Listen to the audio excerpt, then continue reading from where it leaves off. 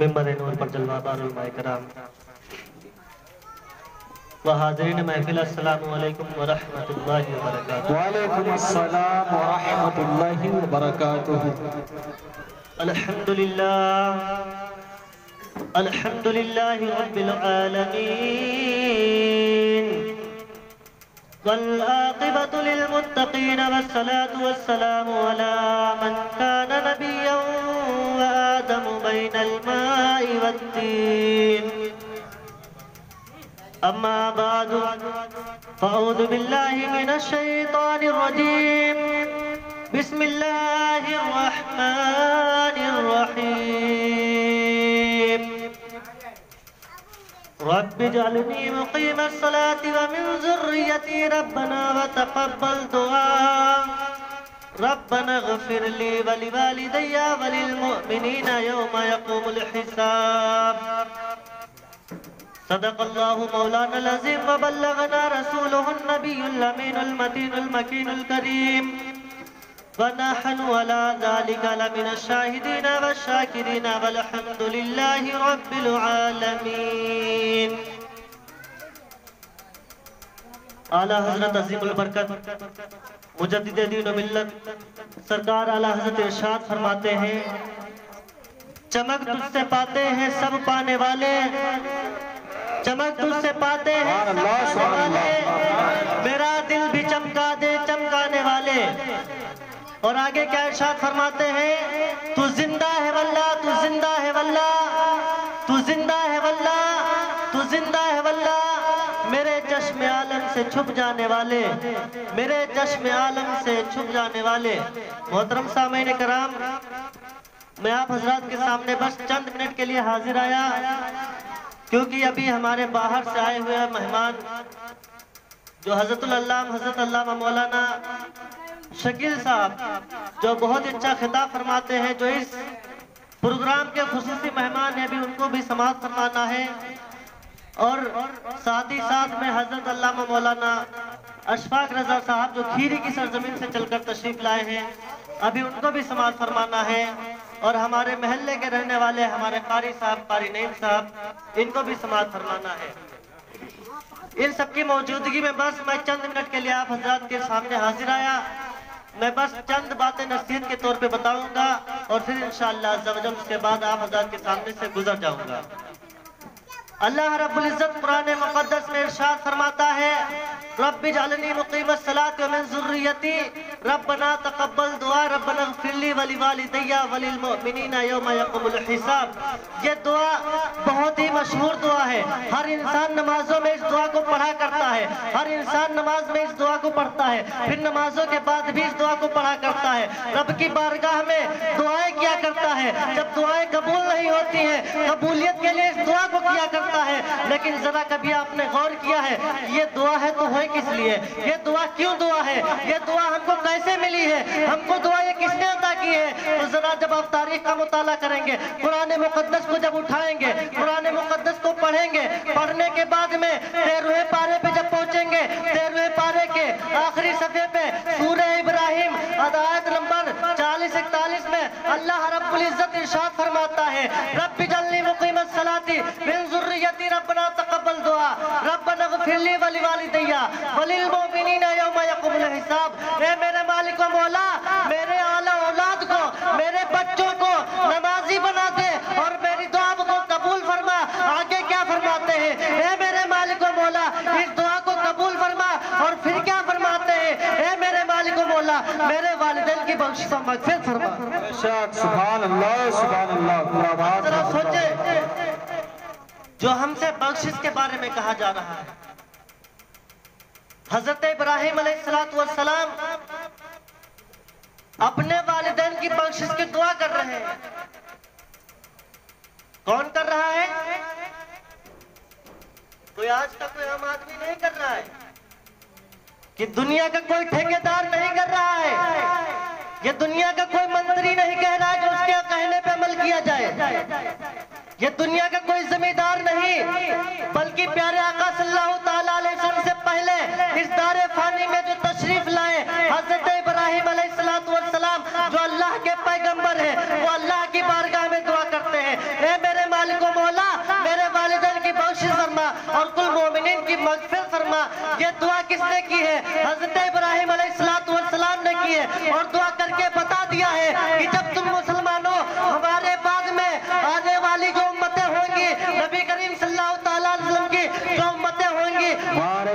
फातिहा करोगे, दुआ करोगे, फातिहा में मग़फ़िरत की दुआ करोगे, तो नया तरीका नहीं होगा, बल्कि इब्राहिम अलैहिस्सलाम का ये जो तरीका है, हम और आप दुआ करते हैं, फातिहा करते हैं, अपने आबा और अजदाद की बख्शिश की दुआ करते हैं, तो ये कोई तरीका आज के किसी उलमा का तरीका नहीं, आज के किसी आलिम का दिया हुआ तरीका नहीं है, बल्कि ये तरीका हजरत इब्राहिम अलैहिस्सलाम ने हमें अता किया है। और किस तरह से अता किया है, खुद करके बताया है, अपने आबा अजदाद के लिए दुआ की, और अल्लाह को वो दुआ इतनी पसंद आई कि कुरान मुक़द्दस के 13वें पारे की एक आयत बना दी। और मोहतरम हजरात, अब इसका दूसरा पहलू देखें कि हम और आप जब हमारे वालिदैन दुनिया से गुजर जाएं, उनकी बख्शिश व मग़फ़िरत की दुआ करें, लेकिन जरा इस बात पे गौर करें कि जब वो हमारे इस दारे फानी में मौजूद हो, हमारी जिंदगी में हो, हमारे सामने हो, तो उनका मकाम हमारे लिए कितना बड़ा है।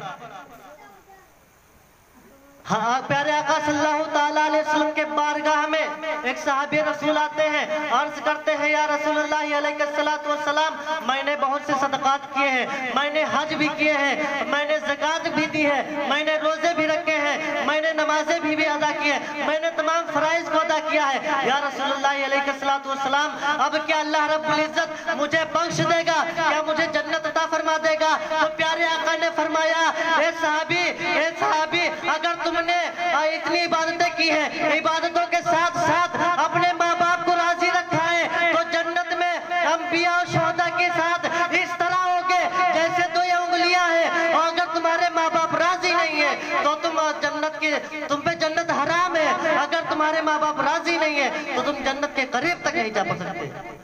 तुम्हारी सारी इबादतें काबिल कबूल नहीं होंगी, जहां तक कि अगर तुम्हारे फराइज भी हैं, तुम्हारी फर्ज नमाजें भी हैं, नवाफिल भी हैं, वो तुम्हारे कबूल नहीं होंगे जब तक तुम्हारे वालिदैन तुमसे राजी नहीं होंगे। मोहतरम हजरात, वालिदैन का वो मकाम है कि हजरत अवैस करनी रज़ी अल्लाह ताला अन्हु जो ताबई हैं, आपको इतना बड़ा मकाम मिला है। जरा सोचिए, अगर आज हमसे हमारी वालिदा कहे कि बच्चा जाओ जरा फला काम से चले जाओ, वहां से आ जाना इतने टाइम में, तो हम जाएंगे, अगर काम ना हो पाए तो हम घंटों लेट हो जाएंगे। पता चला अगर दूर का मामला है, दिनों की मुसाफत में लेट हो जाते हैं। लेकिन हजरत ख्वाजा अवैस करनी रज़ियल्लाहु ताला अन्हु, हजरत ख्वाजा अवैस करनी रज़ियल्लाहु ताला अन्हु पे कुर्बान जाऊं कि जब आपकी वालिदा ने आपसे कहा कि जाओ बेटा मदीना शरीफ जाओ और वहां से जल्दी वापस आ जाना, तो ख्वाजा अवैस करनी प्यारे नबी की बारगाह में पहुंचे, प्यारे नबी की ज़ियारत ना हो सकी, प्यारे आका से मुलाकात ना हो सकी, तो पहले सोचा ठहर जाऊं, फिर सोचा अगर मैं ठहर जाता हूं तो मेरी माँ की कोई खिदमत करने वाला नहीं है। तो हज़रत अवैस करनी माँ की खिदमत के लिए वापस चले आए, और वापस जाने का मकाम देख के क्या मिला कि प्यारे आका ने अपना जुब्बा मुबारक भेजा, और भेजने के बाद में क्या इरशाद फरमाया कि अवैस से कह दो जाके कि उम्मत के लिए दुआ करते हैं, वो उम्मत की बख्शिश की दुआ अवैस फरमा दे। जरा सोचिए कि हजरत अवैस करनी रज़ियल्लाहु ताला अन्हु को ये जो मकाम मिला है, तो ये मकाम माँ की दुआओं से मिला है। और मोहतरम हजरात, मैं सिर्फ और सिर्फ एक हदीस बताकर आपके सामने से रुखसत हो जाऊंगा कि एक बहुत ही मशहूर साहिब रसूल है हजरत अलकमा। हजरत अलकमा रज़ियल्लाहु ताला अन्हु जब आपके विसाल का वक्त करीब आया, तो किसी ने आकर आपसे बताया, प्यारे आका सल्लल्लाहु अलैहि वसल्लम की बारगाह में आकर किसी ने कहा कि अलकमा का वक्त करीब आ गया है, अलकमा का वक्त नज़क आ गया है, उनका मौत का वक्त करीब है। तो प्यारे आका सल्लल्लाहु ताला अलैहि वसल्लम ने हजरत उस्मान गनी, हजरत बिलाल, हजरत शुहैब रज़ियल्लाहु ताला अन्हु को बुलाया और तीनों से कहा कि आप तीनों जाओ अलकमा के घर पे और अलकमा से जाओ कलमा शहादत की तलकीन करो। हजरत उस्मान गनी, हजरत बिलाल, हजरत शुहैब के साथ में अलकमा रज़ियल्लाहु ताला अन्हु के घर जाते हैं और कलमे की तलकीन करते हैं। लेकिन हजरत अलकमा रज़ियल्लाहु ताला अन्हु की ज़बान पे कलमा शहादत नहीं आता है, कलमा नहीं पढ़ पाते हैं। हजरत बिलाल रज़ियल्लाहु ताला अन्हु वापस दौड़े प्यारे आका की बारगाह में पहुंचे और फरमाया या रसूलुल्लाह अलैहिस्सलातु वस्सलाम, अलकमा कलमा शरीफ नहीं पढ़ पा रहे। तो प्यारे आका ने कासिद को भेजा और कहा जाओ अलकमा के घर पे चले जाओ, उनकी वालिदा से कह दो जाके तुमको प्यारे नबी ने बुलाया है, अगर आप ना आ सके तो प्यारे नबी तुम्हारे पास खुद तशरीफ ले आएंगे। तो हजरत अलकमा की बारगाह, हजरत अलकमा की वालिदा के पास जब सहाबी पहुंचते हैं, वो कासिद पहुंचता है, प्यारे नबी का फरमान सुनाता है। तो फरमान सुनाने के बाद, सुनने के बाद आपके वालिदा क्या कहती है कि उस पाक बारगाह में, उस मुबारक बारगाह में हमारा बुलावा आया है, तो यह हमारी खुश नसीबी की बात है। वो हजरत अलकमा की वालिदा प्यारे नबी की बारगाह में हाजिर होती है। प्यारे आका ने फरमाया ए अलकमा की वालिदा, क्या तुम्हारा बेटा, तो क्या तुम अपने बेटे से राजी नहीं हो, क्या तुमने अपने बेटे को माफ नहीं किया है? तो आपकी वालिदा कहती है कि मैंने अपने बेटे को माफ नहीं किया, मैं अभी तक अपने बेटे से राजी नहीं हूँ, मैं उससे नाराज हूँ। तो प्यारे आका ने फरमाया मैं तुम्हारे बेटे को, अलकमा को जिंदा जला दूंगा। तो प्यारे आका ने जब हजरत अलकमा की वालिदा ने ये सुना तो कहा या रसूलुल्लाह अलैहिस्सलातु वस्सलाम, मेरे माँ बाप आपके कदमों पे कुर्बान, ऐसा क्या मामला है? तो प्यारे आका ने फरमाया अपने बेटे को तू अभी माफ कर दे वरना रब उसे जहन्नम की आग में जलाएगा। तो हजरत अलकमा की वालिदा ने अपने बेटे को माफ किया। हजरत प्यारे आका ने हजरत बिलाल से फरमाया ए बिलाल, जरा जाओ अलकमा के पास और ये चीज पता कर लो इनके वालिदा ने माफ किया है, दिल से किया है या सिर्फ जबान से किया है। तो हजरत बिलाल अलकमा की बारगाह में आते हैं और जैसे कलमा के शहादत का विर्द कहने को बोलते हैं, हजरत अलकमा कलमा शहादत का विर्द कर लेते हैं। तो पता चला प्यारे आका ने फरमाया कि अब अलकमा की वालिदा ने माफ कर दिया है। तो पता चला अगर माँ नाराज है तो कलमा शहादत नज़ा के वक्त जबान पे नहीं आएगा, अगर माँ राजी है तो रब भी राजी है, रसूल भी राजी है और रब बख्शिश भी फरमा देगा और तुम्हारी शफाअत प्यारे आका भी करेंगे। और अगर तुमसे तुम्हारे वालिदैन नाराज है, तुम्हारे वालिदैन नाराज है, तो मोहतरम हज़रात आखिरत हमारी दुनिया ही में बिगड़ जाएगी। दूर का मकाम नहीं, हमको दुनिया ही में इन सब चीजों से नसीहत हासिल करना चाहिए। हदीसों का मुताला करें, उलमाए किराम की बैठक में सोहबत अख्तियार करें और उनसे इल्म दीन हासिल करने की कोशिश करें। और उलमा की सोहबत ये भी नेकियों में गुजरती है। उलमा के पास जो वक्त गुजरता है वो भी इबादत में गुजरता है, बशर्त ये कि बात दीन की जाए, दुनियावी बात ना की जाए। अल्लाह ताला से दुआ है अल्लाह ताला सुनने से ज्यादा अमल करने की तौफीक अता फरमाए।